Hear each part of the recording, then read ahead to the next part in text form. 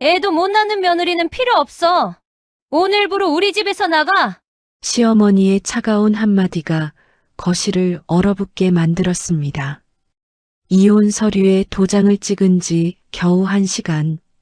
그런데 시댁은 이미 다른 여자를 새며느리라 부르며 최고급 호텔 연회장에서 축배를 들고 있었습니다. 이제야 제대로 된 며느리 들였다. 시어머니는 와인잔을 높이 들고 환하게 웃었습니다. 우리 집에도 드디어 복이 들어오는구나. 옆에 서 있던 새며느리는 시어머니 팔짱을 끼고 미소를 지었습니다. 친척들은 박수를 쳤고 정우는 아무 말 없이 그 모습을 지켜보고 있었습니다. 마치 10년 동안 가족을 위해 희생한 전 며느리는 처음부터 존재하지 않았던 사람인 것처럼 말입니다. 그런데 바로 그 순간 호텔 직원이 결제 단말기를 들고 다가왔습니다. 대표님, 죄송합니다만 결제 확인이 필요합니다.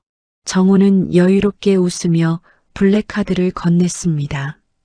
그냥 긁으세요. 삑. 승인 거절. 정우의 표정이 굳었습니다. 다시 해보세요. 삑. 또다시 승인 거절. 순간 연회장 안의 웃음소리가 모두 멈췄습니다. 직원은 난처한 표정으로 고개를 숙였습니다. 현재 카드 사용 권한이 정지된 상태입니다. 그때였습니다. 정우의 휴대전화가 요란하게 울렸습니다. 대표님, 큰일 났습니다. 왜? 방금 확인됐습니다. 그리고 이어진 한마디에 정우의 얼굴이 순식간에 새하얗게 질렸습니다. 회사 최대 주주가 강서연 이사님이었습니다. 방금 전까지 쫓겨난 며느리를 비웃던 사람들의 표정이 한순간에 얼어붙었습니다. 도대체 어떻게 이런 일이 벌어진 것일까요? 왜 그들은 강서연이라는 여자를 그렇게 함부로 버렸던 걸까요? 그리고 그들이 가장 무시했던 며느리는 대체 어떤 사람이었던 걸까요? 지금부터 그 이야기를 들려드리겠습니다. 이야기 시작하기 전에 잠깐 부탁드립니다. 구독과 좋아요 눌러주시고 알림 설정까지 해주시면 큰 힘이 됩니다. 항상 건강하시고 편안한 시간 되시길 바랍니다. 감사합니다. 어머니, 이혼 서류에 도장 찍고 온 지 아직 1시간도 안 됐습니다. 그런데 지금 그 여자를 집에 부르신 겁니까? 서연의 목소리는 낮게 가라앉아 있었습니다. 화를 내는 사람의 목소리가 아니었습니다. 너무 오래 참고 너무 깊이 상처받아서 더 이상 올라갈 감정조차 남아있지 않은 사람의 목소리였습니다. 거실 한가운데 놓인 유리 테이블 위에는 아직 따뜻한 대추차 2잔이 놓여 있었습니다. 한 잔은 시어머니가 마시던 것이었고 다른 한 잔은 방금 들어온 낯선 여자의 것이었습니다. 대추차에서는 단 냄새가 났지만 그 공간의 공기는 이상하리만큼 차가웠습니다.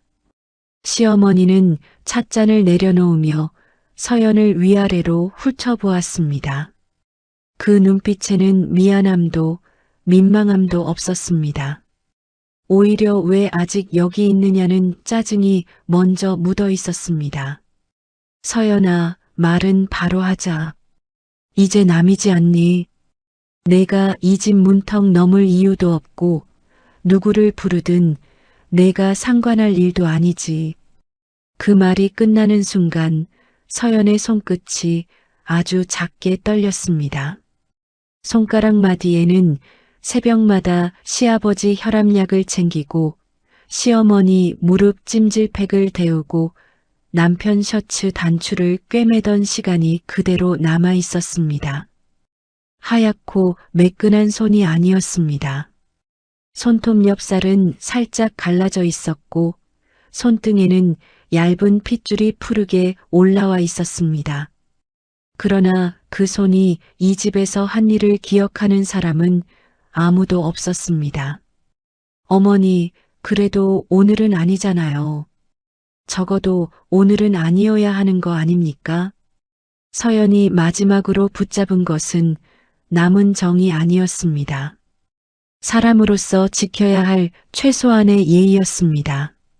하지만 시어머니 최순자는 그 예의마저 사치라는 듯 웃었습니다. 오늘이면 어떻고 내일이면 어떠니? 너도 이제 내 갈 길 가면 되고 우리 정호도 이제 제대로 된 사람 만나서 살면 되는 거지. 내가 뭘 그렇게 억울해하니? 제대로 된 사람이라는 말이 거실 바닥에 차갑게 떨어졌습니다. 그 말 한마디에 지난 10년이 한꺼번에 먼지가 되어 무너지는 것 같았습니다. 여러분, 살다 보면 이런 순간이 있지 않습니까? 밥 한 끼 차려준 적 없는 사람은 당당한데 정작 밥상을 차리고 설거지까지 한 사람은 고개를 숙이게 되는 그런 날 말입니다. 서연에게 그날이 바로 오늘이었습니다. 낯선 여자는 소파 끝에 다리를 꼬고 앉아 있었습니다. 진한 향수 냄새가 거실에 떠다녔습니다. 은은하다기보다는 사람의 코끝을 누르는 냄새였습니다. 그녀의 손목에는 반짝이는 팔찌가 걸려 있었고 휴대전화 케이스에는 큼지막한 명품 로고가 박혀 있었습니다. 그녀는 서연을 보며 미소를 지었습니다. 미안해서 짓는 웃음이 아니었습니다. 이미 이긴 사람이 패자를 내려다보는 웃음이었습니다. 언니, 너무 감정적으로 굴지 마세요. 어차피 끝난 사이잖아요. 어른들 앞에서 이렇게 소리 높이면 보기 안 좋습니다. 언니라는 말에 서연의 눈꺼풀이 미세하게 떨렸습니다. 처음 보는 여자에게서 언니라는 말을 듣는 순간 이상하게도 모욕감보다 헛웃음이 먼저 올라왔습니다. 이 집 사람들은 참 한결같았습니다.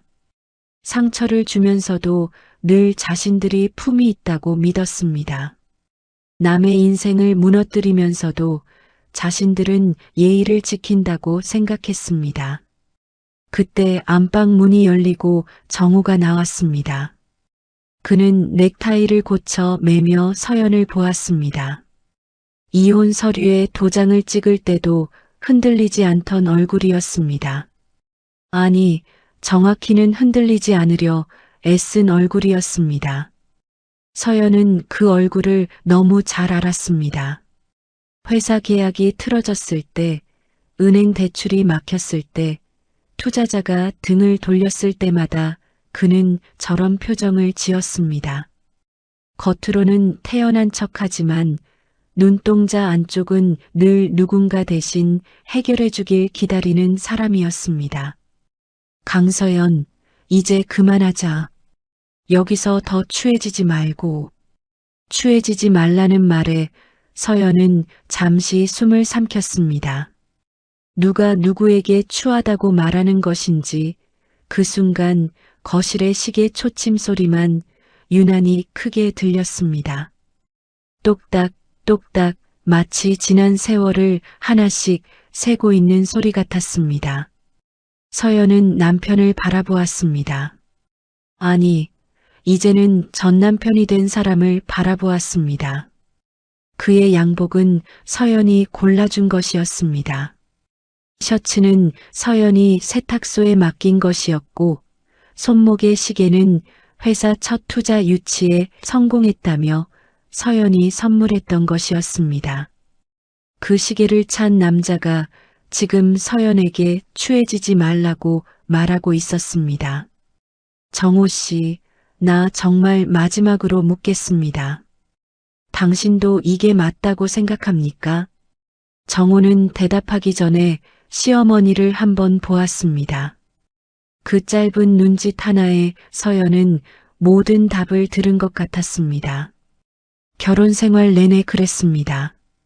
중요한 순간마다 그는 아내가 아니라 어머니의 눈치를 보았습니다. 시아버지 병원비를 낼 때도, 시어머니가 무리한 생활비를 요구할 때도, 회사 운영자금이 부족하다며 서연의 적금을 깨자고 할 때도 그는 늘 같은 말을 했습니다. 조금만 참아줘. 우리 엄마가 원래 말이 세. 내가 이해해줘. 가족끼리 돈 따지는 거 아니야. 그 말들을 믿었던 서연이 바보였습니다. 가족이라는 이름으로 돈을 내고, 며느리라는 이름으로 시간을 내고, 아내라는 이름으로 꿈을 밀었습니다. 그런데 돌아온 말은 추해지지 말라는 한마디였습니다. 맞고 틀리고의 문제가 아니야. 우리 둘은 이미 끝났어. 엄마도 힘드셨고 나도 지쳤어. 그리고 유진 씨는 나를 이해해주는 사람이야. 유진 씨라는 이름이 처음으로 그의 입에서 자연스럽게 흘러나왔습니다. 서연은 그 이름이 얼마나 오래전부터 그의 입안에 머물러 있었는지 알 것 같았습니다. 갑자기 찾아온 사람이 아니었습니다. 서연이 시어머니 병원 진료를 따라다니던 날, 서연이 회사 자금 문제를 해결하려고 밤새 통화하던 날, 서연이 혼자 식탁에 앉아 식은 국을 떠먹던 날에도 어쩌면 저 이름은 이미 이 집 어딘가에 숨어 있었을 것입니다. 시어머니는 기다렸다는 듯 말을 보탰습니다. 솔직히 말해서 너는 우리 집하고 안 맞았어. 애도 없고 집안 분위기도 칙칙하게 만들고 늘 일한다고 바쁘고 며느리라는 게 집안에 웃음도 가져오고 복도 가져와야 하는데 너는 뭐 하나 제대로 한 게 있니? 서연은 그 말을 듣고 고개를 숙였습니다. 웃기 위해서가 아니라 치밀어 오르는 숨을 가라앉히기 위해서였습니다. 아이 이야기는 언제나 시어머니가 꺼내는 가장 날카로운 칼이었습니다. 병원에서는 둘 다 검사를 받아야 한다고 했습니다. 그러나 정우는 바쁘다는 핑계로 검사를 미뤘고 시어머니는 기다렸다는 듯 모든 탓을 서연에게 돌렸습니다. 명절마다 제사마다 친척들이 모인 밥상마다 시어머니는 꼭 한 번씩 말했습니다. 집안대가 끊기게 생겼다고 말입니다. 그런데도 서연은 반박하지 않았습니다. 시아버지 심장이 안 좋다는 이유로, 정호 회사가 막 성장하는 중이라는 이유로, 집안 어른 마음을 다치게 하고 싶지 않다는 이유로 입을 다물었습니다. 참는 것이 어른스러운 줄 알았습니다. 그런데 세월이 지나고 보니 참는 사람의 침묵은 착함이 아니라 이용당하기 좋은 빈틈이 되었습니다. 서연은 천천히 거실을 둘러보았습니다. 벽에 걸린 고급 그림, 이탈리아산 가죽 소파, 시어머니가 자랑하던 안마의자, 시아버지가 매일 앉아 신문을 보던 원목 의자까지 모두 낯익었습니다. 하나하나 서연의 카드 명세서와 연결되어 있었습니다.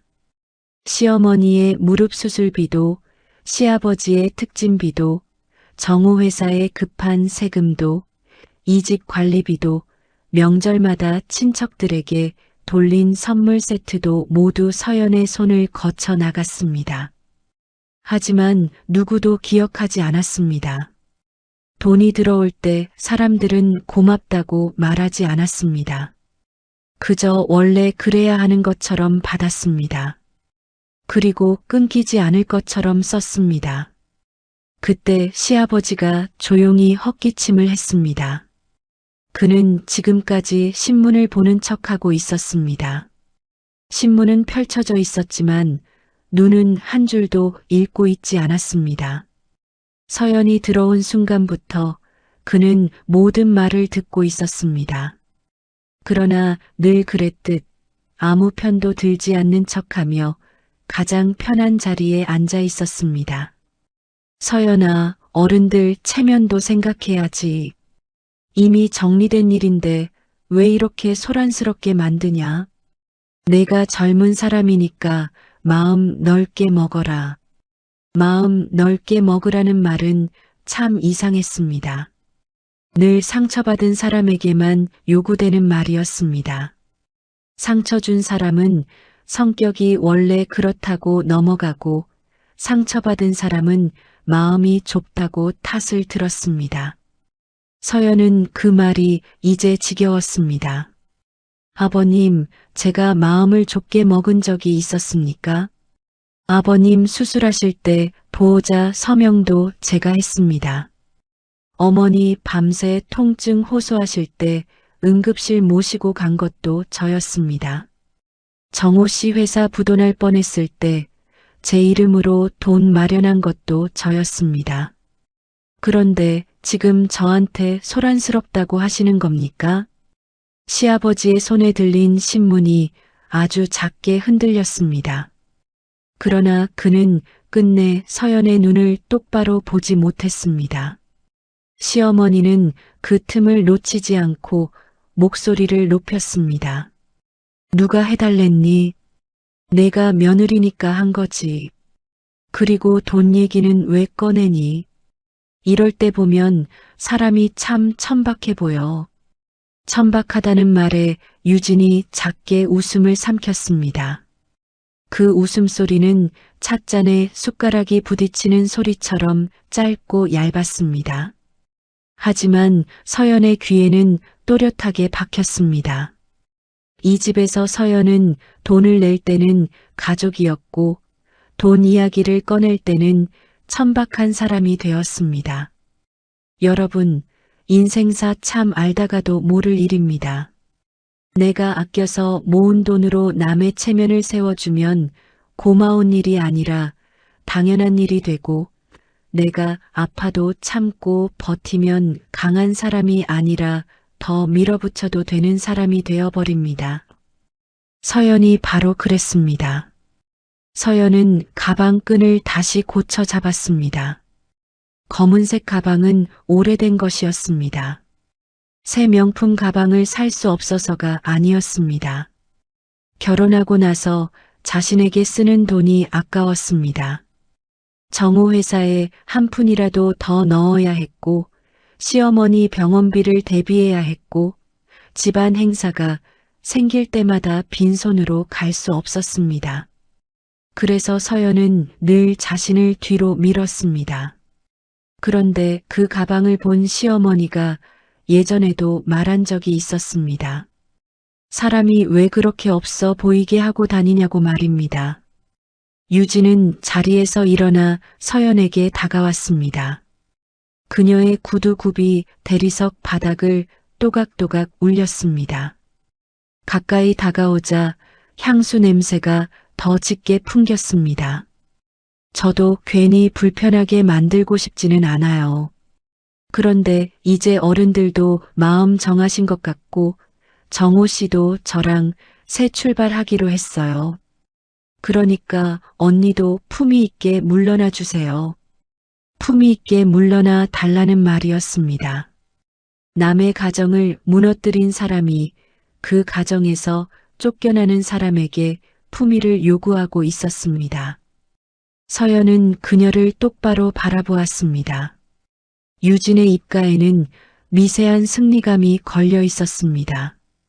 그 웃음은 아주 작았지만 사람의 속을 긁는 데는 충분했습니다. 유진 씨라고 했습니까? 유진은 고개를 살짝 기울였습니다.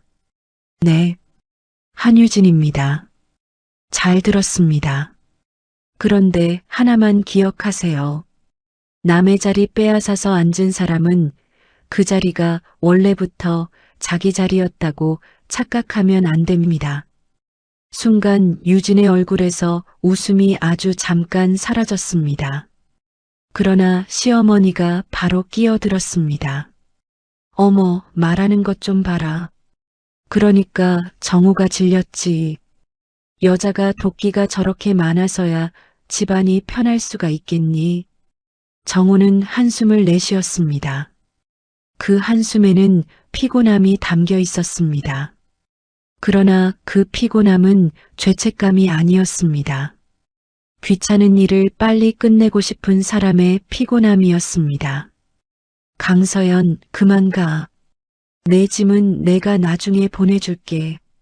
서연은 작게 웃었습니다. 나중에 보내준다는 말이 참 우습게 들렸습니다. 이 집에서 서연의 것은 언제나 나중이었습니다. 서연의 생일도 나중, 서연의 병원 진료도 나중, 서연의 꿈도 나중, 서연의 마음도 나중이었습니다.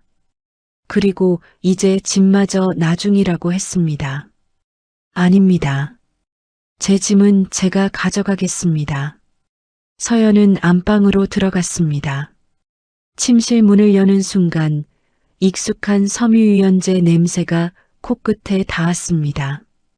침대 위에는 정호의 셔츠가 반듯하게 개켜져 있었습니다. 아침에 서연이 개어둔 것이었습니다. 서랍장 위에는 두 사람이 신혼여행 때 찍은 사진이 아직 놓여 있었습니다. 사진 속 정호는 서연의 어깨를 감싸고 웃고 있었습니다. 그때의 웃음은 진심이었을까요? 아니면 그때부터 서연이 가진 것들이 필요했던 것일까요? 서연은 작은 캐리어를 꺼냈습니다. 바퀴가 바닥을 긁으며 낮은 소리를 냈습니다. 그녀는 옷장 문을 열고 자신의 옷을 하나씩 꺼냈습니다. 이상하게 가져갈 것이 많지 않았습니다. 10년을 살았는데 한 사람의 인생이 작은 캐리어 하나에 들어갈 만큼 가벼웠습니다. 두꺼운 코트 한 벌, 흰 블라우스 몇 장, 오래된 잠옷, 서류 봉투 하나, 그리고 낡은 사진첩 하나가 전부였습니다. 서연은 서류 봉투를 손에 들고 잠시 멈췄습니다. 그 안에는 정호가 모르는 서류들이 들어 있었습니다. 회사 지분 관련 서류, 대출 보증 정리 문서, 투자 약정서 사본, 그리고 서연의 이름으로 되어 있는 자산 목록 일부였습니다. 지난 몇 달 동안 서연은 조용히 준비하고 있었습니다. 이상한 낌새를 느낀 것은 오래전이었습니다. 정호가 휴대전화를 뒤집어 놓기 시작했을 때, 시어머니가 갑자기 유진이라는 이름을 흘렸을 때, 회사 법인카드 사용 내역에 낯선 호텔과 고급 레스토랑 이름이 찍히기 시작했을 때 말입니다. 하지만 서연은 바로 따지지 않았습니다. 울고 매달리지도 않았습니다. 대신 하나씩 확인했습니다. 숫자는 거짓말을 하지 않았습니다. 통장 내역도, 카드 내역도, 계약서도, 지분 구조도 거짓말을 하지 않았습니다.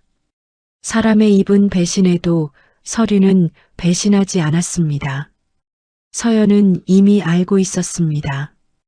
이 집 사람들이 자신을 버리기로 마음먹었다는 것을 말입니다. 다만 오늘처럼 뻔뻔할 줄은 몰랐습니다. 거실에서는 시어머니 목소리가 들렸습니다. 유진아, 너는 저런 여자처럼 살면 안 된다. 여자는 말이야, 남자를 편하게 해줘야 복이 들어와. 돈 좀 벌었다고 고개 세우면 집안이 망하는 거야. 유진의 웃음소리가 이어졌습니다. 어머니, 저는 그런 스타일 아니에요. 저는 정호식이 살려주면서 살 거예요. 그래, 내가 딱 그걸 본 거야. 너는 얼굴도 환하고 말도 예쁘고 우리 집에 복이 들어오는 느낌이야. 서연은 옷을 접던 손을 멈췄습니다. 복이라는 말이 이렇게 가벼운 단어였던가 싶었습니다. 시어머니에게 복은 마음이 아니라 얼굴이었고, 헌신이 아니라 젊은 웃음이었고, 진심이 아니라 거포장이었습니다. 정호의 목소리도 낮게 들려왔습니다. 엄마, 그만해. 들리겠어. 들으라지. 이제 남인데 뭐가 무섭니다. 그리고 오늘 저녁 호텔 예약한 거 취소하지 마라. 이런 날일수록 기분 좋게 보내야지. 유진이 처음 정식으로 만나는 자리인데 초라하게 할 수는 없잖아. 서연의 손에서 블라우스가 미끄러져 떨어졌습니다. 오늘 저녁 호텔 예약이라는 말이 귀에 박혔습니다. 이혼 도장을 찍은 날, 이 집 사람들은 이미 축하 자리를 준비해두고 있었습니다. 그들은 서연이 무너질 시간을 주지 않았습니다. 아니, 서연이 무너지는 모습마저 자신들의 새 출발을 돋보이게 하는 배경 정도로 여기는 듯 했습니다. 서연은 떨어진 블라우스를 다시 주워 캐리어에 넣었습니다. 그리고 아주 천천히 지퍼를 닫았습니다.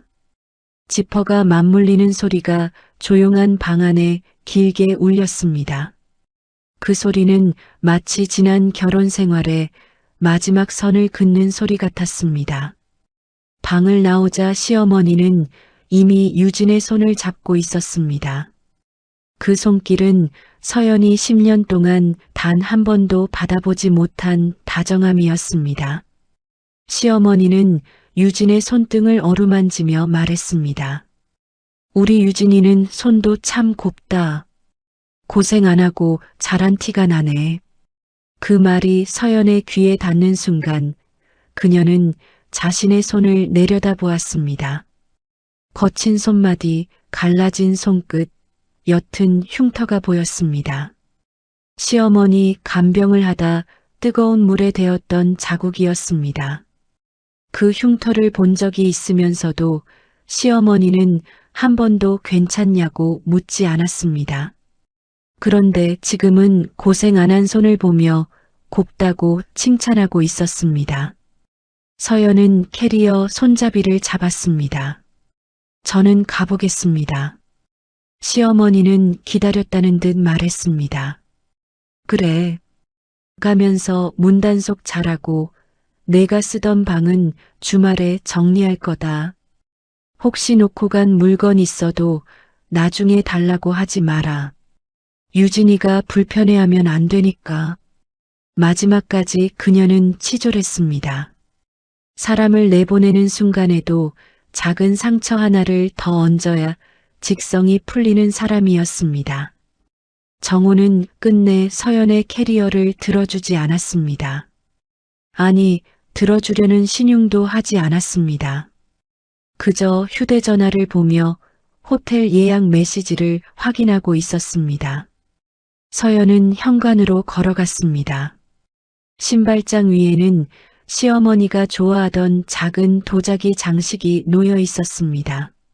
몇 년 전 시어머니 생신 때 서연이 직접 골라 선물한 것이었습니다. 그때 시어머니는 가격표부터 확인했습니다. 마음보다 가격이 먼저였고 선물보다 체면이 먼저였습니다. 서연은 그 기억을 떠올리며 신발을 신었습니다. 현관문 손잡이를 잡는 순간 뒤에서 유진의 목소리가 들렸습니다. 정호 씨, 오늘 호텔은 그 블랙카드로 결제하면 되는 거죠? 어머니 친구분들도 오신다면서요. 정호가 대수롭지 않게 대답했습니다. 응, 걱정 마. 그 카드 한도 넉넉해. 서연은 문고리를 잡은 채 잠시 멈췄습니다. 아주 짧은 순간이었습니다. 그러나 그 짧은 순간 서연의 눈빛이 처음으로 달라졌습니다. 방금 전까지는 상처받은 사람의 눈이었습니다. 하지만 지금은 아니었습니다. 차분하고 서늘하고 정확한 눈빛이었습니다. 블랙카드였습니다. 그 카드가 누구 명의와 연결되어 있는지, 그 카드의 결제 권한이 어디서 나오는지 정호는 아직 모르고 있었습니다. 아니, 알고 싶어 하지 않았습니다. 평생 누리던 것이 당연하다고 믿는 사람들은 그것이 어디에서 오는지 묻지 않습니다. 그냥 계속 흐를 것이라고 믿습니다. 서연은 아무 말도 하지 않았습니다. 그저 현관문을 열었습니다. 복도에서 찬 공기가 밀려 들어왔습니다. 겨울 끝자락의 공기였습니다. 엘리베이터 앞 조명은 희미했고 복도 바닥에서는 오래된 먼지 냄새가 났습니다. 서연은 캐리어를 끌고 천천히 걸었습니다. 바퀴가 바닥을 구르는 소리가 텅 빈 복도에 낮게 퍼졌습니다. 엘리베이터 문이 열렸습니다. 서연은 안으로 들어가 1층 버튼을 눌렀습니다. 문이 닫히기 직전 집안에서 시어머니의 웃음소리가 새어나왔습니다. 환하고 들뜬 웃음이었습니다. 그 웃음소리는 엘리베이터 문이 닫힌 뒤에도 서연의 귓가에 남아 있었습니다. 1층에 도착한 서연은 아파트 로비를 지나 밖으로 나왔습니다. 하늘은 흐렸고 바람은 차가웠습니다. 손잡이를 잡은 손끝이 얼얼했습니다. 그러나 이상하게 눈물은 나지 않았습니다. 울기에는 너무 늦었고 무너지기에는 너무 많은 것을 이미 잃었습니다. 그때 휴대전화가 울렸습니다. 가족 단체방 알림이었습니다. 서연은 잠시 망설이다 화면을 켰습니다. 단체방 이름은 아직도 우리 가족이었습니다. 그 이름이 이토록 낯설게 느껴진 적은 처음이었습니다. 사진 한 장이 올라와 있었습니다. 호텔 로비였습니다. 반짝이는 샹들리에 아래에서 시어머니와 시아버지, 정우와 유진이 나란히 서 있었습니다. 유진은 꽃다발을 들고 있었고 시어머니는 그녀의 팔짱을 꼭 끼고 있었습니다. 사진 아래에는 짧은 문장이 붙어 있었습니다. 새 식구 환영합니다. 이제 우리 집에도 봄이 오네요. 서연은 그 문장을 오래 바라보았습니다. 봄이 온다는 말이 이렇게 잔인할 수 있다는 것을 처음 알았습니다.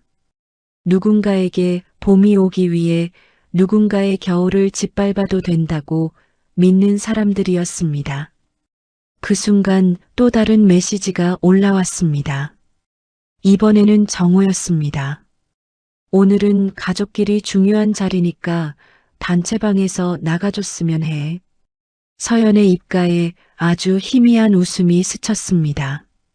가족끼리 중요한 자리라 했습니다. 방금 전까지 10년을 가족이라 부르던 사람에게 이제 가족끼리 모일 테니 나가달라고 말하고 있었습니다. 서연은 답장을 쓰지 않았습니다. 대신 연락처 목록을 열었습니다. 그리고 저장해 두었던 카드사 담당자의 번호를 눌렀습니다. 전화 연결음이 2번 울리기도 전에 상대가 받았습니다. 네, 강서연 이사님. 말씀하십시오. 서연은 호텔 사진을 다시 한번 내려다보았습니다.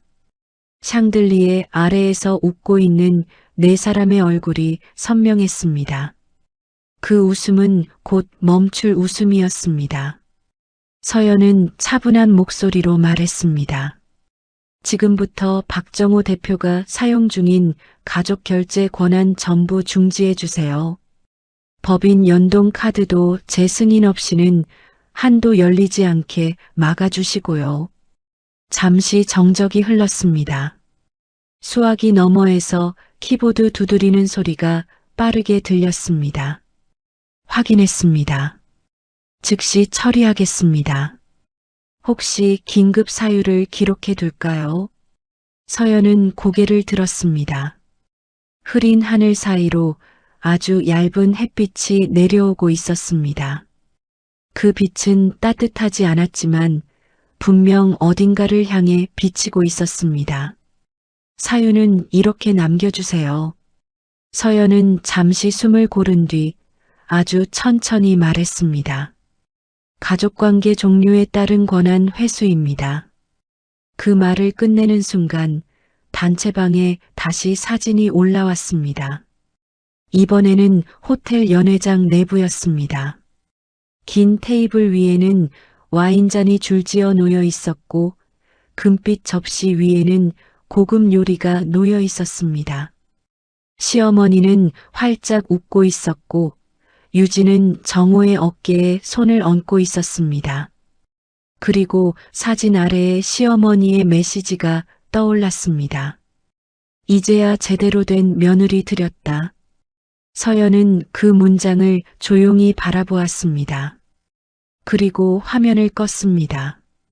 바로 그 시각 호텔 연회장에서는 직원이 검은색 결제 단말기를 들고 정호 쪽으로 다가가고 있었습니다.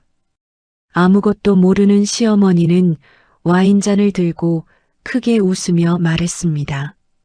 오늘 계산은 우리 아들이 멋지게 해라. 우리 집 새 출발인데 아낄 게 뭐 있니?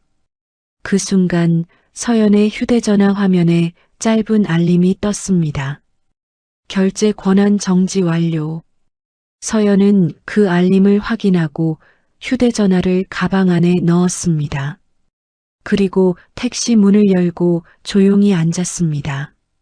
창밖으로 호텔 방향의 도로가 길게 이어져 있었습니다. 아직 그들은 모르고 있었습니다. 자신들이 방금 버린 사람이 자신들의 웃음을 멈추게 할 유일한 열쇠를 쥐고 있었다는 사실을 말입니다. 10분 뒤 그 호텔 연회장에서 첫 번째 비명이 터질 예정이었습니다. 호텔 연회장 천장에는 거대한 샹들리에가 매달려 있었습니다. 수백 개의 크리스털 조각이 황금빛 조명을 받아 반짝이고 있었습니다. 벽면에는 은은한 클래식 음악이 흐르고 있었고 고급 향초 냄새가 공기 속에 퍼져 있었습니다. 누가 봐도 돈을 아끼지 않은 자리였습니다. 최순자는 와인잔을 들고 연회장 한가운데 서 있었습니다. 방금 전까지만 해도 며느리였던 사람은 이미 기억에서 지운 듯한 얼굴이었습니다. 여러분, 오늘 좋은 날입니다. 하객처럼 초대된 친척들과 지인들이 박수를 쳤습니다. 우리 정호가 이제 제대로 된 인연을 만났습니다. 인생이란 게 참 신기하지 않습니까? 사람 하나 잘못 만나면 집안이 어두워지고 사람 하나 잘 만나면 집안에 복이 들어오는 겁니다. 사람들이 맞장구를 쳤습니다. 최순자는 점점 신이 났습니다. 제가 그동안은 참고 살았습니다. 다들 아시잖아요. 며느리 하나 잘못 들이면 집안 분위기가 어떻게 되는지. 그 말에 몇몇 친척들이 어색하게 웃었습니다. 그러나 최순자는 멈추지 않았습니다. 애도 없고 와인잔이 흔들렸습니다. 살갑지도 않고 웃음소리가 이어졌습니다. 집안 어른들 모시는 재미도 없고 한 친척이 조심스럽게 말했습니다. 형님, 그래도 서연이가 병원도 많이 다니고 고생은 했잖아요. 순자의 얼굴이 순간 굳어졌습니다. 누가 해달랬어요? 며느리면 당연히 하는 거지. 그 말이 떨어지자 주변은 다시 조용해졌습니다. 여러분, 세상에는 고마움을 너무 오래 받으면 그것을 권리라고 착각하는 사람들이 있습니다. 처음에는 감사했습니다. 두 번째에는 익숙해졌습니다. 세 번째부터는 당연해졌습니다. 그리고 마지막에는 부족하다고 불평하게 됩니다. 최순자가 딱 그런 사람이었습니다. 한편 정호는 연회장 구석에 서서 휴대전화를 확인하고 있었습니다. 그의 표정은 생각보다 밝지 않았습니다. 이상하게도 서연이 떠난 뒤부터 가슴 한쪽이 묵직했습니다. 하지만 그는 애써 무시했습니다. 이미 끝난 일이라고 생각했습니다. 그때 유진이 다가왔습니다. 검은 드레스를 입은 그녀는 마치 오늘의 주인공처럼 사람들의 시선을 받고 있었습니다. 정호 씨, 응? 왜 그렇게 표정이 어두워요? 아니야. 유진은 그의 팔짱을 끼었습니다. 오늘부터는 우리 둘만 생각해요. 정호는 억지로 웃었습니다. 그래. 그리고 나 약속 하나 받아야겠어요. 뭔데? 유진은 살짝 웃었습니다. 이제 어머니 아버지랑 같이 해외여행도 가고 싶고요. 강남 쪽에 집도 알아보고 싶고요. 솔직히 대표님 정도면 그 정도는 가능하잖아요. 정호는 자신 있게 웃었습니다. 그 정도야 문제없지. 그는 진심으로 그렇게 믿고 있었습니다. 회사도 성장하고 있었습니다. 통장도 넉넉했습니다. 카드 한도도 충분했습니다. 적어도 그는 그렇게 알고 있었습니다. 그 시각, 호텔 입구에서는 직원들이 계속 들어오고 있었습니다. 랍스터, 한우 스테이크, 고급 와인, 그리고 수백만 원짜리 코스 요리. 최순자는 들뜬 얼굴로 친척들에게 자랑했습니다. 오늘은 다 최고급으로 준비했습니다. 와, 형님 통 크시네요. 아유, 우리 아들이 벌어오는 돈인데 이런 날 한번 써야죠. 순자는 웃으며 정호를 바라봤습니다. 그 눈빛에는 자부심이 가득했습니다. 아들이 성공했다고 믿고 있었습니다. 아들이 집안을 일으켰다고 믿고 있었습니다. 며느리는 필요 없다고 믿고 있었습니다. 그런데 바로 그 순간이었습니다. 연회장 입구에서 검은 정장을 입은 호텔 매니저가 천천히 걸어왔습니다. 그의 얼굴에는 어색한 미소가 걸려 있었습니다. 호텔 직원들은 원래 표정 관리에 능숙합니다. 하지만 정말 곤란한 일이 생기면 아무리 훈련받아도 티가 납니다. 매니저는 정호를 향해 다가왔습니다. 박정호 대표님. 네. 잠시만 말씀 좀 나눌 수 있을까요? 정호는 별일 아니라고 생각했습니다. VIP 서비스 관련 이야기겠거니 했습니다. 말씀하세요. 매니저는 목소리를 낮췄습니다. 결제 관련 확인이 필요합니다. 정호는 웃었습니다.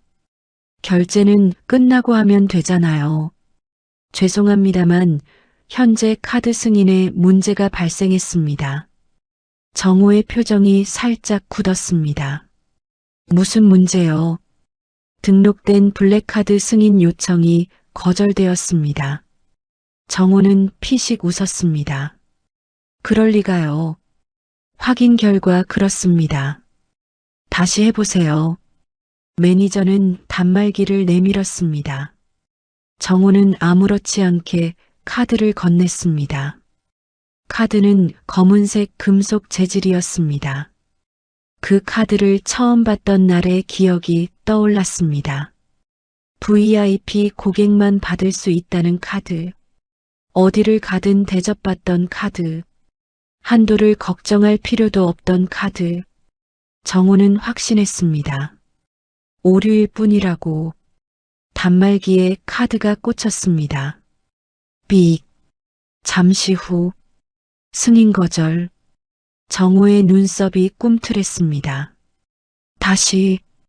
직원은 다시 시도했습니다. 삑. 승인 거절. 주변 사람들이 하나둘 시선을 돌리기 시작했습니다. 클래식 음악은 여전히 흐르고 있었지만 분위기는 조금씩 달라지고 있었습니다. 유진도 웃음을 멈췄습니다. 왜 그래요? 모르겠어. 최순자가 다가왔습니다. 무슨 일이야? 아무것도 아닙니다. 하지만 매니저의 얼굴은 점점 더 난처해지고 있었습니다. 대표님, 왜요? 카드 사용 권한 자체가 중지된 것으로 확인됩니다. 순간 정호는 웃었습니다. 어이가 없어서 웃었습니다. 중지요? 네. 누가? 그 부분은 저희가 확인할 수 없습니다. 최순자가 끼어들었습니다. 아니, 카드가 왜 중지가 돼? 죄송합니다. 우리 아들이 누군지 알아요? 매니저는 고개를 숙였습니다. 죄송합니다만 시스템상 사용이 불가능합니다. 주변 친척들이 수군거리기 시작했습니다. 뭐야? 카드가 왜 안 돼? 무슨 일 있는 거 아니야? 유진의 얼굴도 점점 굳어졌습니다. 그녀는 오늘 이 자리가 자신의 승리 선언식이 될 거라고 생각했습니다. 그런데 이상하게 일이 꼬이고 있었습니다. 정호는 급하게 다른 카드를 꺼냈습니다. 이걸로 해보세요. 삑. 거절. 다른 카드. 거절. 또 다른 카드. 거절. 세 번째 카드까지 실패하자 연회장 분위기는 완전히 달라졌습니다. 방금 전까지 웃고 떠들던 사람들이 조용해졌습니다. 최순자는 목소리가 높아졌습니다. 아니, 뭘 잘못 누른 거 아니에요? 아닙니다. 그럼 왜 안 돼? 확인 결과 등록된 결제 권한이 모두 제한 상태입니다. 제한. 그 단어가 연회장 공기를 얼려버렸습니다. 정호는 식은땀이 흐르는 것을 느꼈습니다. 처음으로 이상함을 느꼈습니다. 이건 단순한 카드 문제가 아니었습니다. 무언가가 한꺼번에 끊긴 느낌이었습니다. 그때 휴대전화가 진동했습니다. 회사 재무팀 과장이었습니다. 정호는 바로 전화를 받았습니다. 수학이 넘어 목소리가 다급했습니다. 대표님, 왜? 지금 법인 계좌 관련해서 문제가 생겼습니다. 정호의 얼굴이 굳었습니다. 무슨 문제? 승인 권한이 전부 중지됐습니다. 정호는 숨이 턱 막혔습니다. 뭐? 그리고 투자 운용 계정도 접속이 차단됐습니다. 누가 그런 거야? 잠시 침묵. 그리고 과장이 조심스럽게 말했습니다. 대표님, 말해. 혹시 강서연 이사님과 연락되십니까? 정호의 손에서 휴대전화가 미세하게 흔들렸습니다. 그 순간 연회장 대형 스크린에 유진과 정호의 환영 사진이 떠 있었습니다. 사람들은 더 이상 사진을 보지 않았습니다. 모두 정호 얼굴만 바라보고 있었습니다. 그리고 정호는 처음으로 깨닫기 시작했습니다. 자신이 당연하게 사용하던 것들이 어쩌면 자신의 것이 아닐 수도 있다는 사실을 말입니다. 수화기 너머에서 재무팀 과장이 떨리는 목소리로 다시 말했습니다. 대표님, 왜? 지금 확인 중인데요. 잠시 후 그 한마디가 떨어졌습니다. 회사 최대 지분권자가 누구인지 다시 확인하셔야 할 것 같습니다. 정호의 얼굴에서 핏기가 순식간에 사라졌습니다. 연회장 안은 여전히 화려했습니다. 샹들리에는 빛나고 있었고 고급 와인잔은 테이블 위에 반짝이고 있었습니다. 그런데 이상하게도 방금 전까지 들리던 웃음소리가 모두 사라진 것 같았습니다. 정호는 휴대전화를 귀에 댄 채 멍하니 서 있었습니다. 지금 무슨 소리 하는 거야? 목소리가 낮게 떨렸습니다. 재무팀 과장이 조심스럽게 대답했습니다. 저희도 방금 확인했습니다. 확인했다니. 대표님 명의로 알고 있던 일부 투자 지분이 실제로는 강서연 이사님 쪽 투자법인과 연결되어 있습니다. 정호는 웃었습니다. 믿기지 않아서 웃었습니다. 말도 안 되는 소리 하지 마. 저희도 그렇게 생각했습니다. 그런데 서류가 그렇습니다. 순간 정호의 목덜미를 따라 식은땀이 흘러내렸습니다. 차가운 땀이 셔츠 안쪽을 타고 흐르는 느낌이 들었습니다. 그는 재빨리 주변을 둘러보았습니다. 최순자는 여전히 친척들에게 괜찮다는 듯 손짓을 하고 있었습니다. 하지만 표정은 이미 굳어 있었습니다. 유진 역시 불안한 눈빛으로 이쪽을 바라보고 있었습니다. 방금 전까지 자신감으로 가득 차 있던 얼굴은 온데간데 없었습니다. 여러분, 사람은 재미있는 존재입니다. 돈이 있을 때는 사랑을 말합니다. 성공을 말합니다. 운명을 말합니다. 하지만 돈이 흔들리는 순간 가장 먼저 드러나는 것은 진심이 아니라 본색입니다. 정호는 전화를 끊자마자 재무팀에 다시 전화를 걸었습니다. 이번에는 부장에게 직접 연결했습니다. 당장 시스템 열어. 대표님, 연락 오. 키보드 두드리는 소리가 들렸습니다. 잠시 후 부장이 떨리는 목소리로 말했습니다. 대표님, 왜? 접속 권한이 없습니다. 뭐? 현재 대표님 계정 권한이 일부 제한 상태입니다. 정호는 이를 악물었습니다. 누가 제한했는데? 그게 말해. 공동 승인권자가 행사한 것으로 보입니다. 공동 승인권자. 정호의 눈동자가 흔들렸습니다. 그는 갑자기 몇 년 전 기억이 떠올랐습니다. 회사가 막 성장하던 시기였습니다. 투자금을 유치해야 했습니다. 대출도 받아야 했습니다. 그때 서연이 말했습니다.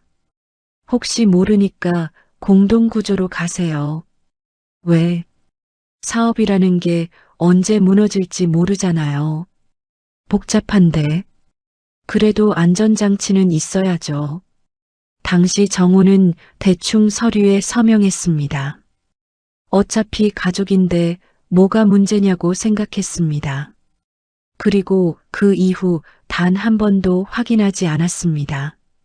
지금 생각해보니 그 모든 서류를 서연이 관리했습니다. 그 모든 투자 구조를 서연이 만들었습니다. 그 모든 계좌 흐름을 서연이 정리했습니다. 그런데 자신은 그저 대표라는 직함만 믿고 살았습니다. 그 순간 최순자가 성큼성큼 걸어왔습니다. 아! 정호는 깜짝 놀랐습니다. 왜? 무슨 일이야? 아무것도 아니야. 아니긴 뭐가 아니야. 순자의 목소리는 점점 커졌습니다.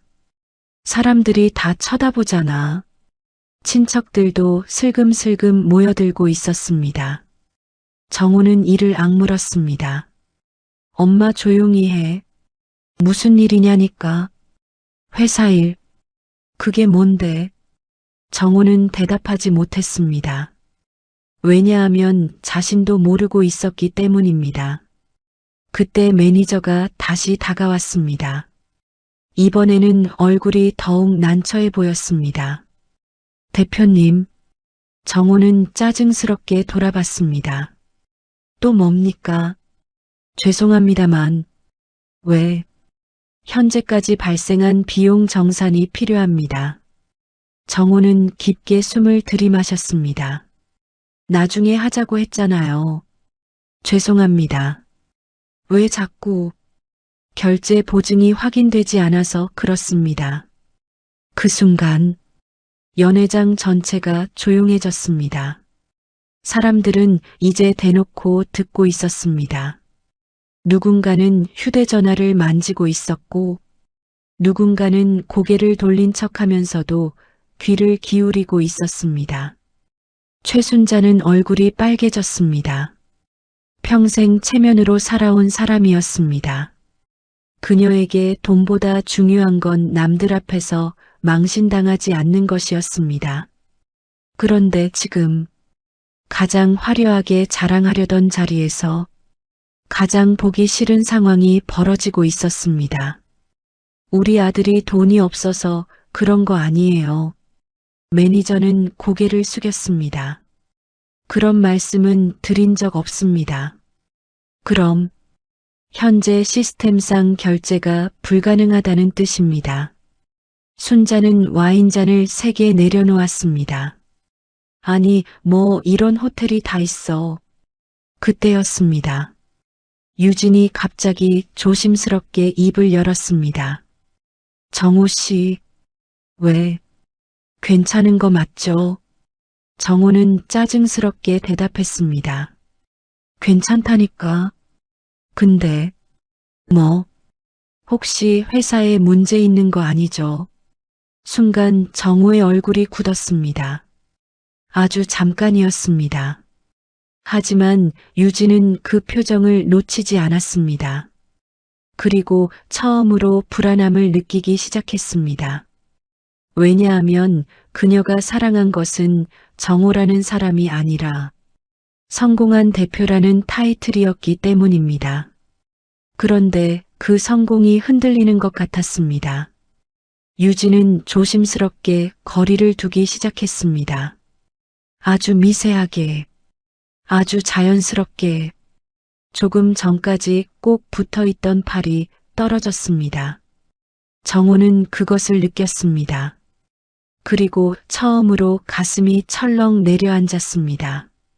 한편 서연은 강변이 보이는 호텔 스위트룸 창가에 서 있었습니다.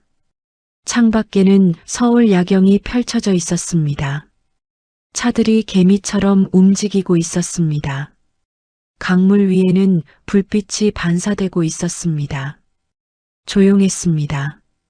너무 조용했습니다.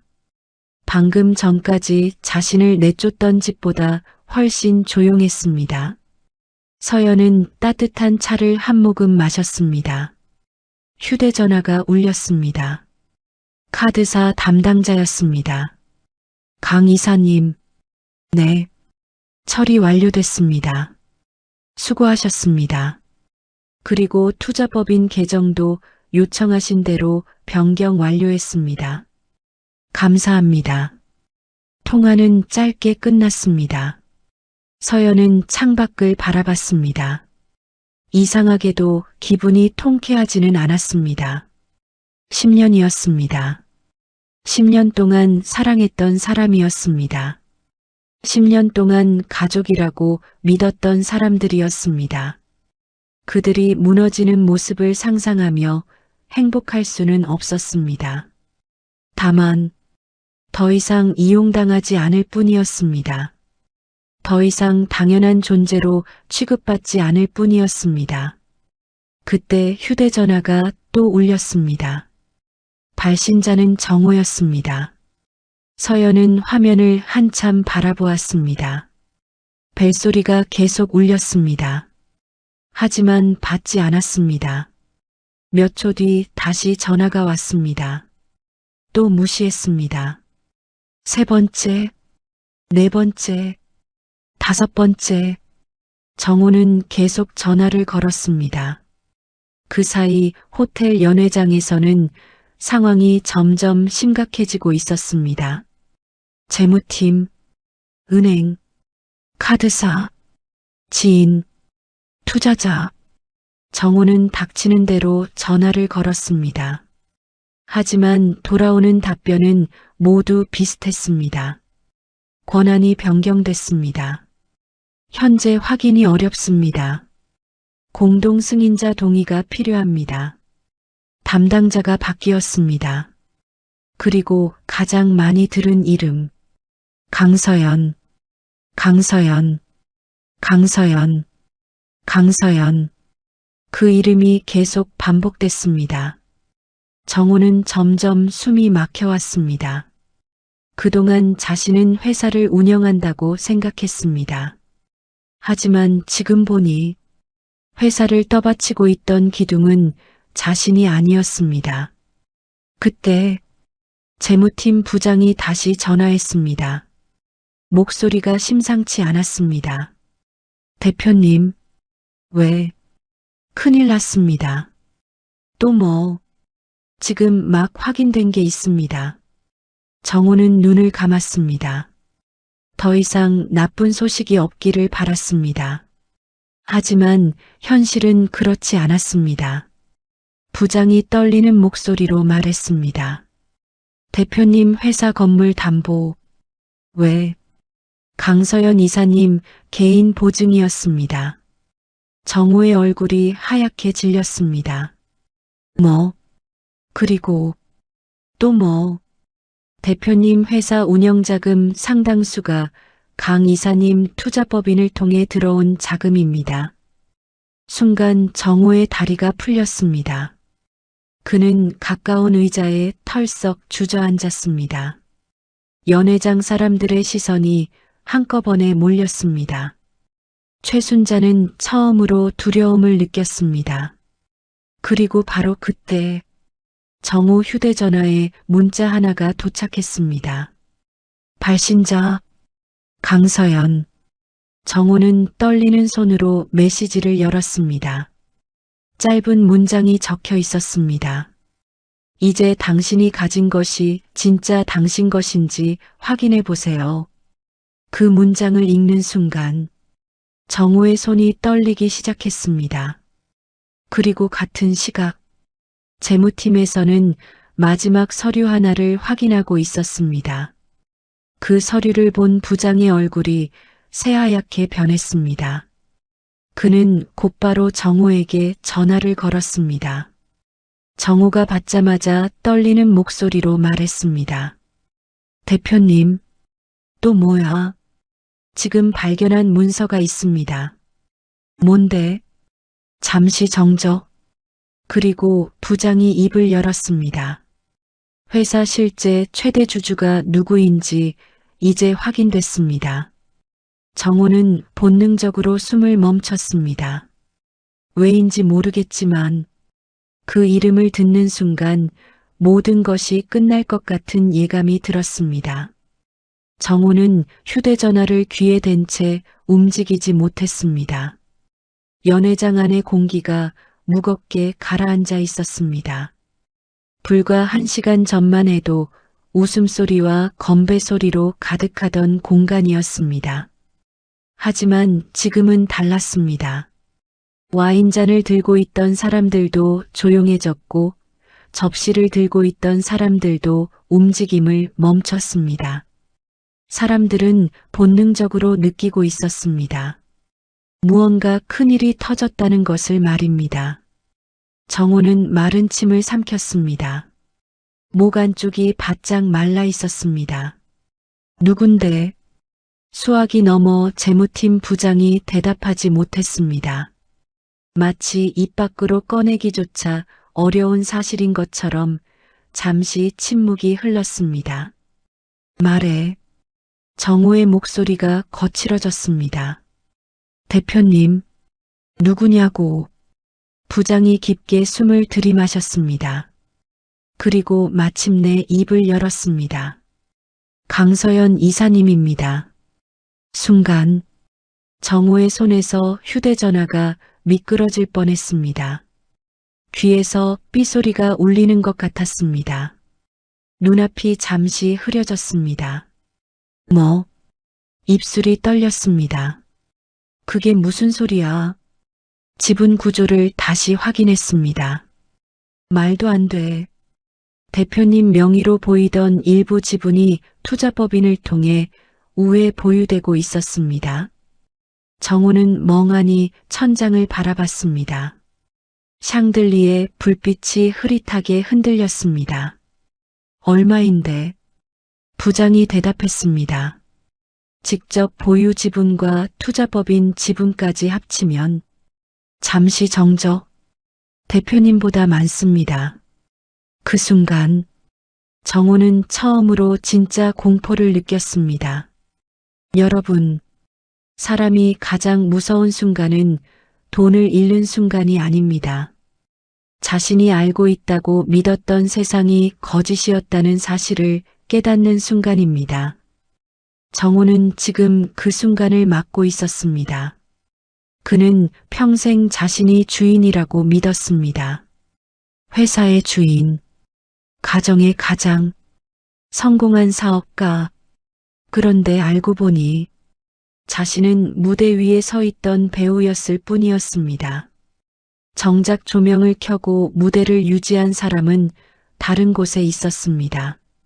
그리고 그 사람이 방금 떠났습니다. 정호는 의자에서 벌떡 일어났습니다. 말도 안 돼. 최순자가 다가왔습니다. 아, 엄마 지금 조용히 해. 무슨 일이냐니까. 조용히 하라고. 정호가 처음으로 소리를 질렀습니다. 순자는 얼어붙었습니다. 아들이 자신에게 이렇게 말한 적은 거의 없었습니다. 하지만 정호는 지금 어머니를 신경 쓸 정신이 없었습니다. 그는 재무팀 부장에게 다시 물었습니다. 처음부터 알고 있었냐? 아닙니다. 그럼 왜 지금 알게 된 거야? 권한 제안 이후 구조를 다시 확인하다 발견했습니다. 그럼 서연이는? 정호는 숨을 삼켰습니다. 처음부터 알고 있었던 거냐? 부장은 대답하지 못했습니다. 하지만 침묵 자체가 답이었습니다. 정호는 눈을 감았습니다. 그리고 기억들이 떠올랐습니다. 회사를 처음 시작하던 시절, 은행에서 대출을 거절당했던 날, 사무실 월세를 내지 못해 밤새 계산기를 두드리던 날, 그때마다 서연은 이상하리만큼 침착했습니다. 걱정하지 마세요. 방법이 있습니다. 이번에는 해결될 겁니다. 그리고 정말 해결됐습니다. 투자자가 나타났습니다. 자금이 들어왔습니다. 위기가 넘어갔습니다. 정호는 그것을 자신의 능력이라고 생각했습니다. 하지만 지금 와서 보니 그 모든 순간 뒤에는 서연이 있었습니다. 서연이 연결한 투자자, 서연이 설계한 구조, 서연이 제공한 자금. 그런데 자신은 한 번도 물어보지 않았습니다. 그 돈이 어디서 오는지, 누가 도와주는지, 왜 계속 가능했는지 그저 당연하게 누렸습니다. 그때 최순자가 다시 물었습니다. 야, 나 무섭게 하지 말고 말 좀 해. 정호는 천천히 어머니를 바라봤습니다. 그리고 이상하게도 화가 치밀어 올랐습니다. 엄마, 왜? 엄마는 진짜 몰랐어? 순자는 어리둥절했습니다. 뭘? 서연이. 걔가 왜? 엄마 진짜 몰랐냐고. 순자는 짜증스럽게 대답했습니다. 아니, 걔가 뭔데? 정호는 헛웃음을 터뜨렸습니다. 허탈한 웃음이었습니다. 그러니까, 뭐? 엄마는 평생 아무것도 몰랐던 거야. 순자의 얼굴이 굳었습니다. 그 순간 연회장 한쪽에 있던 친척들이 수군거리기 시작했습니다. 무슨 일인데?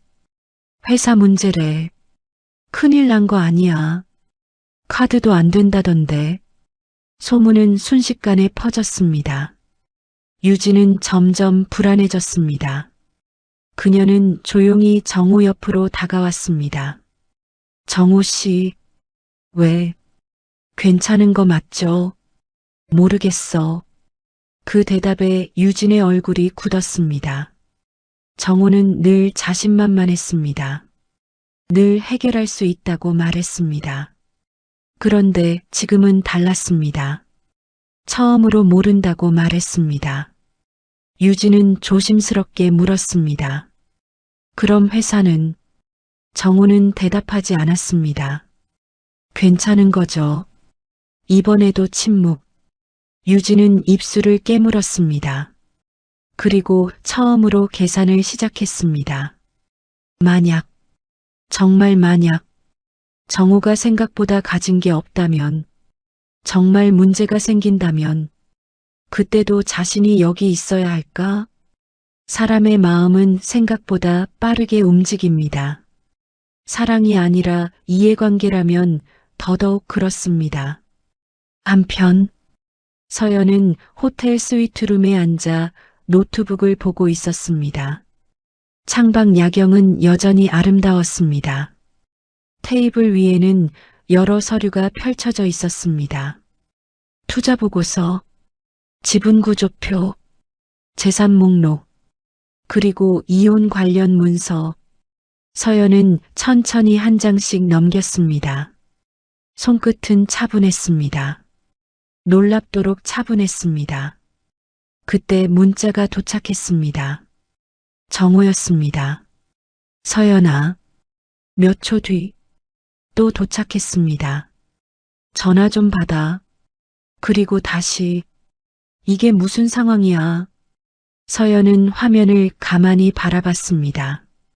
10년 동안 정호는 단 한 번도 이렇게 절박하게 자신을 찾지 않았습니다. 아플 때도, 외로울 때도, 억울할 때도 늘 자신이 먼저 다가갔습니다. 그런데 지금은 반대였습니다. 하지만 이유가 달랐습니다. 그는 서연이 보고 싶은 것이 아니었습니다. 그는 자신이 잃어버린 것을 찾고 있었습니다. 그 차이를 서연은 알고 있었습니다. 그래서 답장하지 않았습니다. 그 시각, 연회장에서는 상황이 더 심각해지고 있었습니다.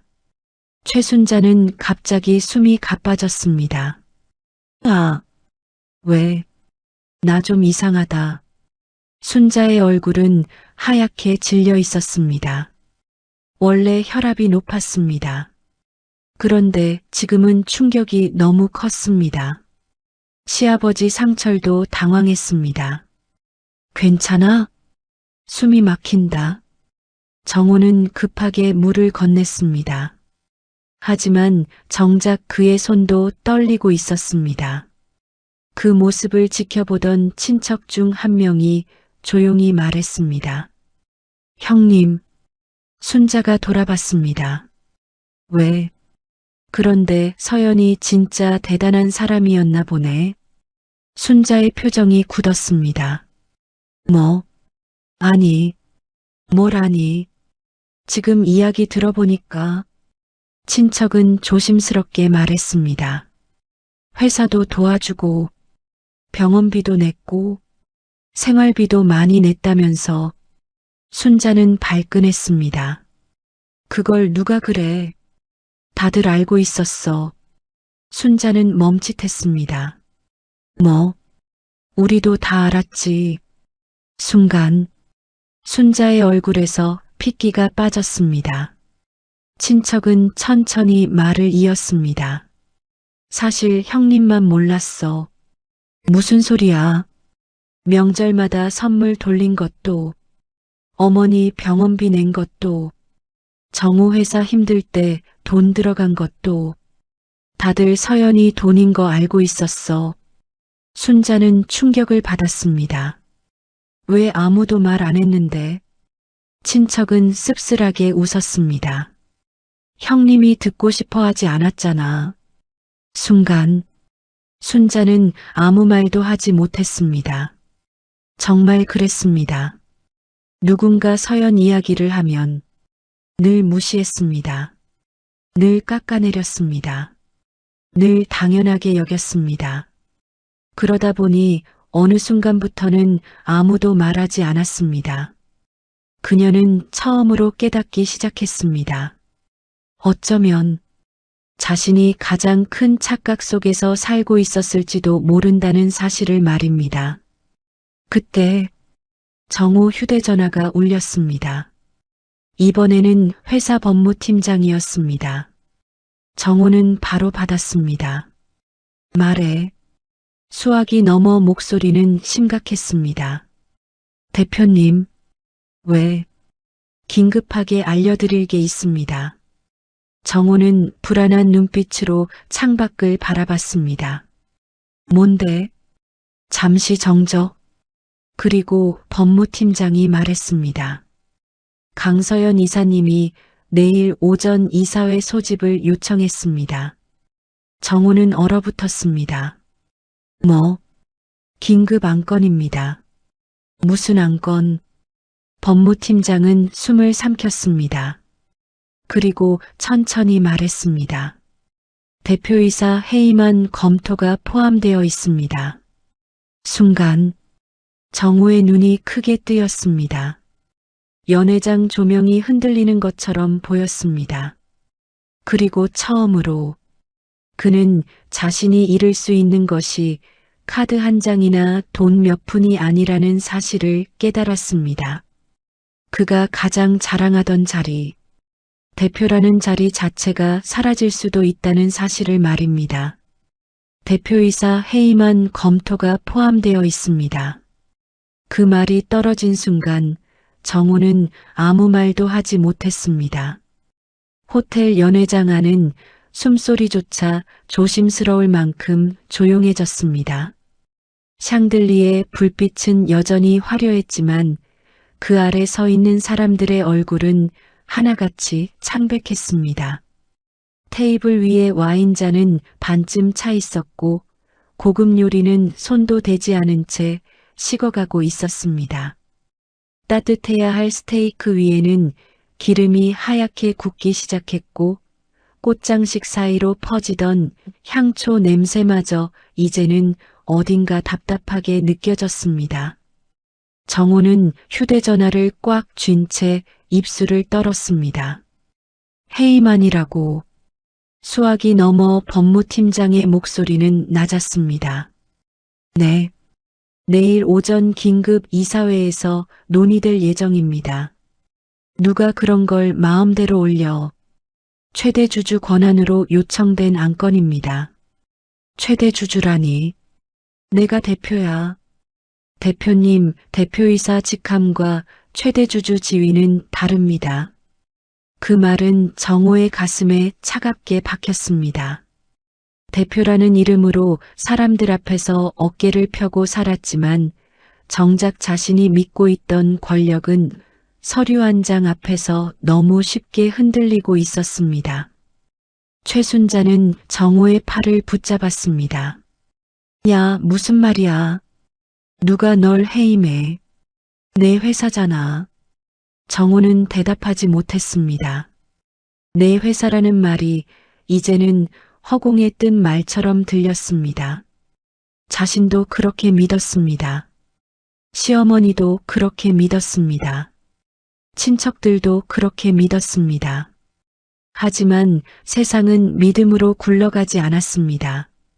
계약서, 지분, 계좌, 보증, 투자 구조로 굴러갔습니다. 그리고 그 모든 곳에 강서연이라는 이름이 적혀 있었습니다. 여러분, 살다 보면 그런 집들이 있습니다.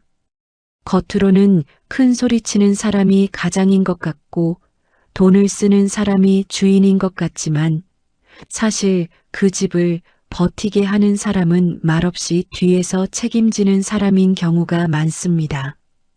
그런데 그런 사람을 우습게 보면 어떻게 되는지 오늘 이 가족이 똑똑히 보여주고 있었습니다.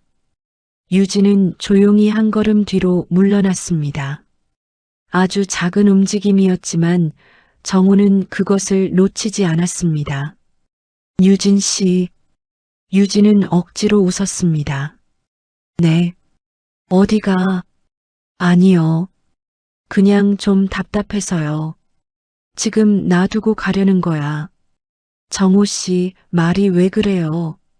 저도 갑자기 이런 상황이 되니까 당황스럽잖아요. 그녀의 목소리에는 조금 전까지의 다정함이 없었습니다. 부드럽게 감싸던 말투는 사라지고 자신을 보호하려는 계산만 남아 있었습니다.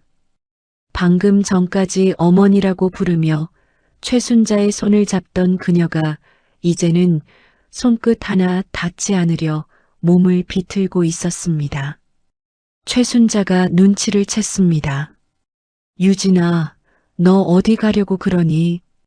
어머니, 제가 잠깐 전화 좀 받고 올게요. 이런 때 무슨 전화야? 중요한 일이에요. 유진은 가방을 챙겼습니다. 가방을 드는 손이 빨랐습니다.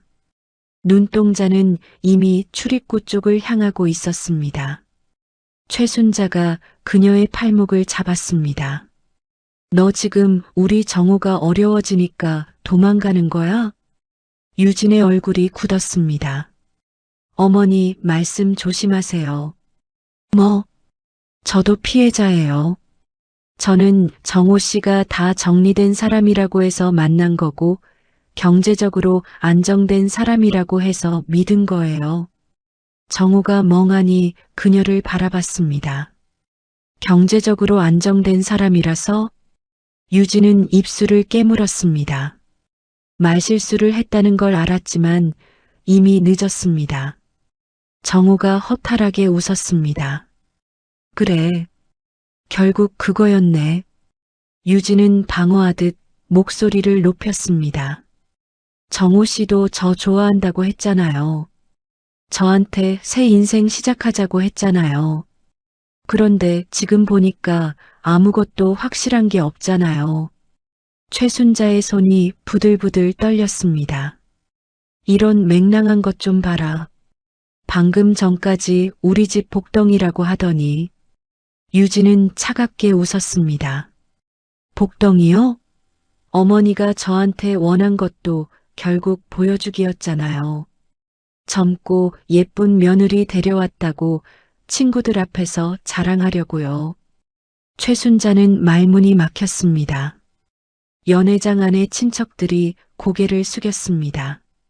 누군가는 민망해서 물잔만 만졌고 누군가는 슬쩍 휴대전화를 주머니에 넣었습니다. 사람들은 이제 알았습니다. 오늘 이 자리는 새 출발의 축하 자리가 아니라 탐욕의 민낯이 드러나는 자리였습니다. 그때 호텔 매니저가 다시 다가왔습니다. 그의 손에는 정산 내역서가 들려 있었습니다. 죄송합니다. 현재 발생 비용은 총 1,870만 원입니다. 최순자의 눈이 튀어나올 듯 커졌습니다. 뭐라고요? 연회장 대관료, 코스 요리, 와인, 꽃장식, 영상 장비, 추가 인원 비용이 포함된 금액입니다. 최순자는 의자를 붙잡았습니다. 아니, 아직 먹지도 않았는데 무슨 돈이 그렇게 나와요?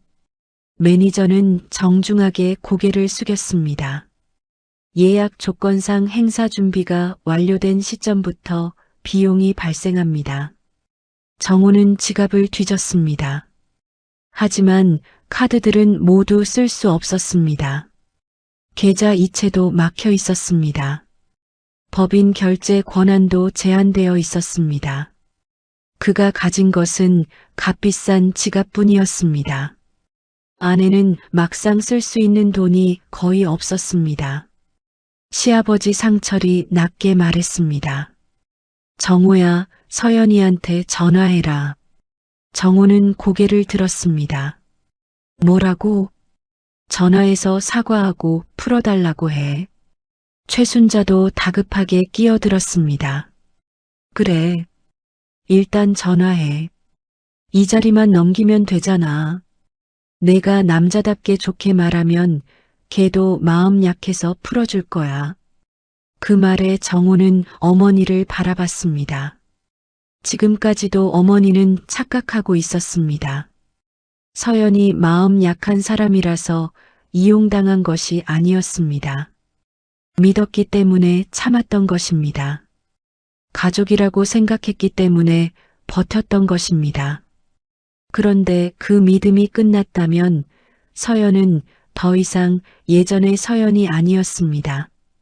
정호는 떨리는 손으로 전화를 걸었습니다. 통화음이 길게 이어졌습니다. 한 번, 두 번, 세 번, 그리고 끊겼습니다. 다시 걸었습니다. 이번에도 받지 않았습니다. 문자를 보냈습니다. 서연아, 제발 전화 좀 받아. 오해가 있어. 곧바로 읽음 표시가 떴습니다. 그러나 답장은 없었습니다. 그 침묵이 어떤 욕설보다 무서웠습니다. 그때 정호의 휴대전화가 울렸습니다.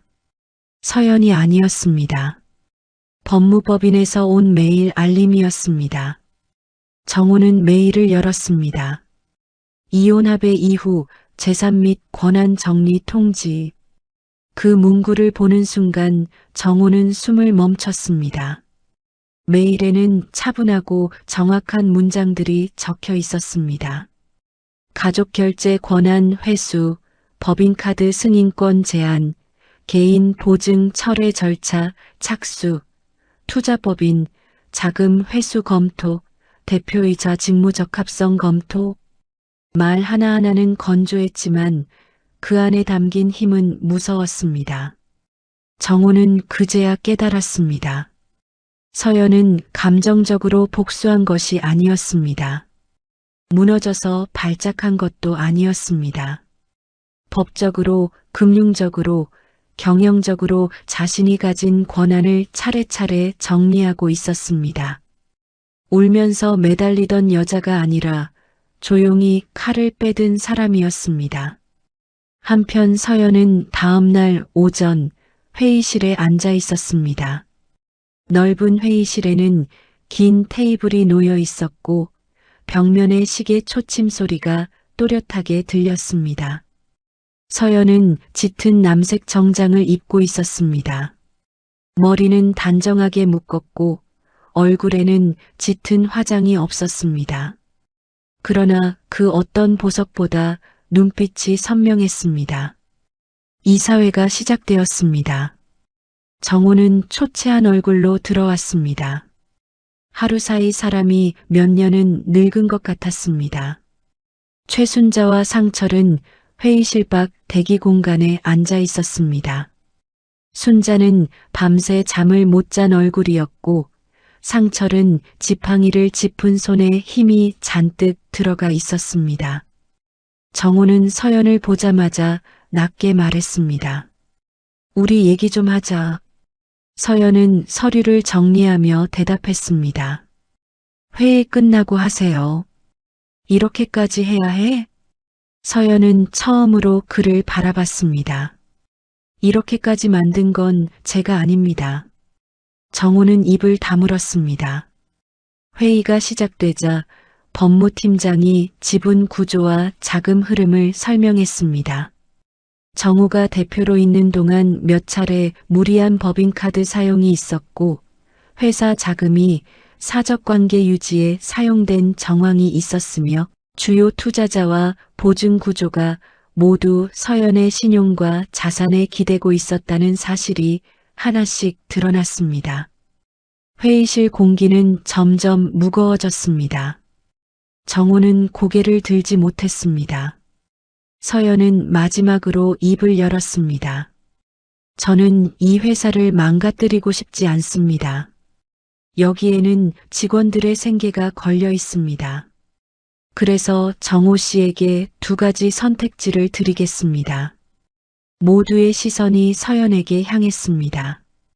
첫째, 대표직에서 자진 사임하고 보유 지분 일부를 정리한 뒤 경영에서 물러나세요.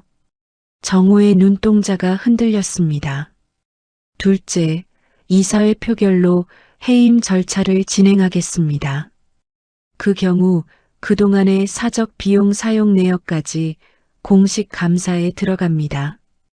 회의실이 조용해졌습니다. 정호는 떨리는 목소리로 물었습니다. 그럼 나는?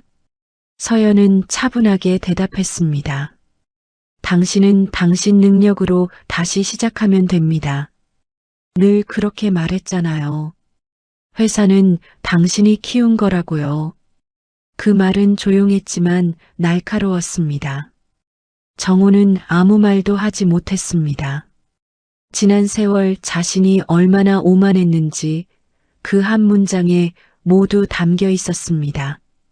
결국 정호는 사임서에 서명했습니다. 펜촉이 종이 위를 긁는 소리가 회의실에 낮게 퍼졌습니다. 그 소리는 서연이 10년 동안 삼켰던 말들이 마침내 세상 밖으로 나오는 소리 같았습니다. 회의가 끝난 뒤 정우는 회의실 밖에서 서연을 붙잡았습니다. 서연아. 서연은 걸음을 멈췄습니다. 미안하다. 그 말은 너무 늦었습니다.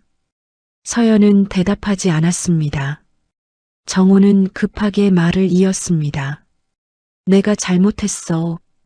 내가 눈이 멀었어. 엄마 말만 듣고 내가 해준 걸 당연하게 생각했어. 한 번만 기회를 줘. 서연은 조용히 그를 바라봤습니다. 한때 사랑했던 사람이었습니다. 함께 밥을 먹고, 함께 웃고, 함께 미래를 이야기했던 사람이었습니다. 그래서 마음이 조금도 아프지 않다면 거짓말이었습니다. 하지만 아픈 것과 돌아가는 것은 다른 문제였습니다. 정우 씨, 응. 저는 당신을 미워하는데 제 인생을 쓰고 싶지 않습니다. 정우의 얼굴에 희망이 스쳤습니다. 그러나 다음 말이 이어졌습니다. 하지만 당신 곁으로 돌아가는데 제 인생을 버릴 생각도 없습니다. 정우의 얼굴에서 희망이 사라졌습니다. 그때 복도 끝에서 최순자가 비틀거리며 다가왔습니다. 어제 호텔에서 당당하게 웃던 모습은 사라져 있었습니다. 머리는 흐트러져 있었고 손에는 낡은 가방 하나가 들려 있었습니다. 그녀는 서연 앞에 서더니 갑자기 무릎을 굽히려 했습니다. 서연은 한 걸음 물러섰습니다. 이러지 마세요. 최순자의 눈가가 붉었습니다. 서연아, 내가 잘못했다. 내가 사람을 몰라봤다. 그 목소리는 처음 듣는 목소리였습니다. 늘 명령하던 목소리, 비꼬던 목소리, 가르치려 들던 목소리가 아니었습니다. 무언가 잃어버린 사람이 겨우 짜낸 목소리였습니다. 내가 못됐다. 내가 그렇게 해준 줄 알면서도 모른 척했다. 아니, 사실 알고 싶지 않았던 것 같다. 내가 잘난 사람이라는 걸 인정하면 내가 초라해질까봐 그랬다. 서연은 아무 말도 하지 않았습니다. 최순자는 떨리는 손으로 서연의 손을 잡으려 했습니다. 그러나 서연은 손을 내주지 않았습니다. 한 번만 용서해다오. 내가 이제부터 잘할게. 다시 우리 집으로 들어와라. 내 방 그대로 둘게. 유진이 그 애는 내가 내쫓았다. 그 말에 서연은 아주 작게 숨을 내쉬었습니다. 결국 또 방이었습니다. 결국 또 집이었습니다. 그들은 아직도 서연이 돌아갈 자리가 자신들 집안에 있다고 생각하고 있었습니다. 하지만 서연은 이제 알았습니다. 자신이 있어야 할 자리는 누군가의 며느리 자리도 누군가의 아내 자리도 아니었습니다. 자기 이름으로 서는 자리였습니다. 어머니, 최순자가 고개를 들었습니다. 저는 그 집으로 돌아가지 않습니다. 서연아, 용서는 하겠습니다. 그런데 다시 가족이 되지는 않겠습니다. 최순자는 입술을 떨었습니다. 그렇게 매정하게 말하지 마라. 서연은 조용히 고개를 저었습니다. 매정한 게 아닙니다. 이제야 제 삶을 지키는 겁니다. 그 말이 끝나자 복도에 긴 침묵이 내려앉았습니다. 시아버지 상철은 멀리서 고개를 숙였습니다. 그는 끝내 아무 말도 하지 못했습니다. 늘 책임을 피하던 사람답게 마지막 순간에도 침묵했습니다. 며칠 뒤 정호의 대표직 사임은 조용히 처리되었습니다. 회사는 전문 경영인을 세웠고 서연은 최대 주주로서 경영 안정에 집중했습니다. 직원들은 흔들리지 않았고 회사는 오히려 더 투명한 구조로 바뀌었습니다. 정호는 작은 사무실 하나를 얻어 다시 시작했습니다. 하지만 예전처럼 큰 소리치지는 못했습니다. 그의 명함에서 대표라는 글자는 사라졌고 사람들은 더 이상 그를 성공한 사업가라고 부르지 않았습니다.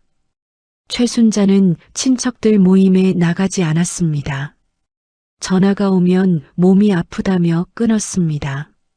한때 자랑하던 며느리 이야기는 이제 누구도 꺼내지 않았습니다. 호텔 연회장 사건은 오래도록 사람들 입에 오르내렸습니다. 유진은 그날 이후 정호의 연락을 받지 않았습니다. SNS에는 며칠 뒤 새로운 남자와 고급 레스토랑에서 찍은 사진이 올라왔습니다. 사랑도 의리도 아니었습니다. 그녀에게 정호는 잠시 올라타려던 사다리였을 뿐이었습니다. 그리고 서연은 혼자 제주로 내려갔습니다. 바닷가 작은 숙소였습니다. 아침이 되자 창밖으로 파도 소리가 들렸습니다. 커튼 사이로 들어온 햇빛이 침대 끝에 부드럽게 내려앉았습니다. 서연은 오래간만에 알람 없이 눈을 떴습니다. 누군가의 아침밥을 차릴 필요도 없고 시어머니 병원 예약을 확인할 필요도 없고 남편 회사 일정을 챙길 필요도 없었습니다. 처음에는 그 고요함이 낯설었습니다. 하지만 곧 알게 되었습니다. 이것이 외로움이 아니라 평온이라는 것을 말입니다. 서연은 바닷가를 걸었습니다. 모래 위에 발자국이 남았습니다. 바람은 차가웠지만 숨은 편안했습니다. 그녀는 휴대전화를 꺼내 새 메모장을 열었습니다. 중장년 여성경제자립지원재단. 그 문장을 적고 한참 바라봤습니다.